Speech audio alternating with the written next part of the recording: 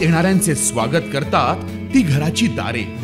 आपले घर, बंगला, ऑफिस, फार्म हाऊस यासाठी सुंदर डिझाईन केलेली jumbo French door, safety door आणि तीही 18 गेज GI सेक्शन मटेरियल वापरून आणि 80 मायक्रॉन पावडर कोटिंग केलेली, संपूर्णपणे मेंटेनन्स फ्री।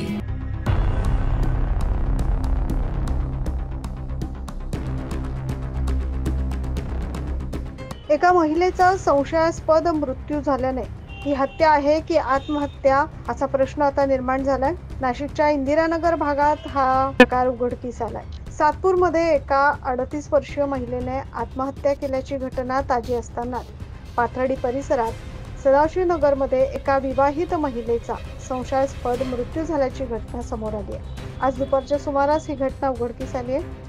निशा नागरे असं मृत महिलेचं नाव आहे। दुपारी घरकामासाठी घरी आलेल्या महिलेने बाहेरून बंद असलेला घराचा दरवाजा उघडला, त्यावेळी ही घटना उघडकीस आली।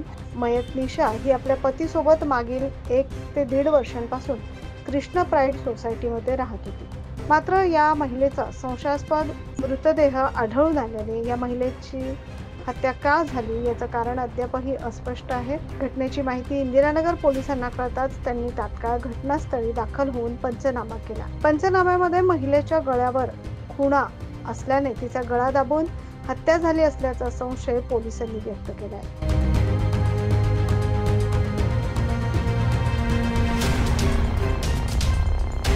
सदर घटनेचा तपास इंदिरानगर पोलीस करतायत।